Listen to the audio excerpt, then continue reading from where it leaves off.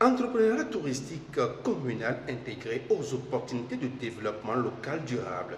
C'est le thème du séminaire stratégique de formation et d'orientation des acteurs territoriaux lancé ce jeudi 16 juillet 2020 au Bénin Diaspora Hotel dans la ville historique Ouidah.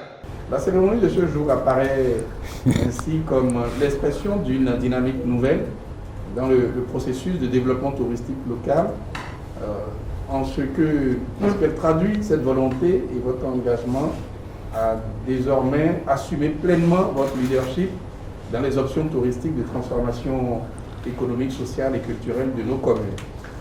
En effet, le séminaire dont nous procédons au lancement est une initiative en direction des acteurs territoriaux que vous êtes sur la nécessité de développer une stratégie cohérente dans le secteur du tourisme communal, tout en proposant les mesures de son soutien pour faire jouer au tourisme un rôle moteur dans le processus de transformation du Bénin, tel que proclamé par le programme d'action du gouvernement PAG 2016-2021.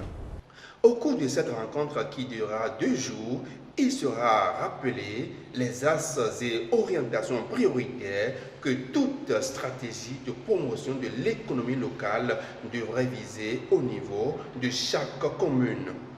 Ce rendez-vous d'échange vous permettra par ailleurs d'appréhender dans les détails les grandes lignes de la méthodologie de structuration d'une activité économique pérenne qui appelle un développement touristique en favorisant l'accompagnement de l'entrepreneuriat résilient au choc, la pandémie de la Covid-19 par exemple et diverses autres crises.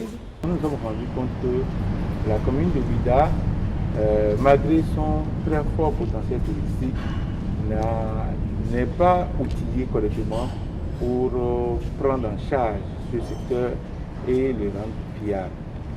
Deuxième constat que nous avions fait, nous avions remarqué que le gouvernement du Bénin a décidé de faire donc de Ouidah un très grand pôle touristique pour l'Afrique et le monde. Plusieurs experts ont, à travers diverses communications, outillé les participants à propos des outils stratégiques, des modèles de financement et des mécanismes de mobilisation des recettes touristiques.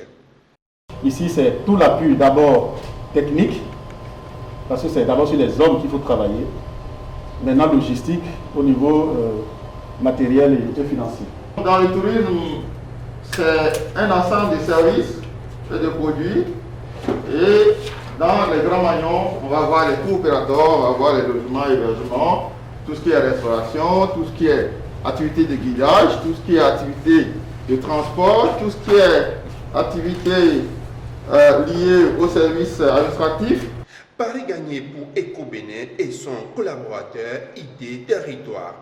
Mais pour la réussite de cette noble mission, l'assistance technique et financière a été d'une importance capitale.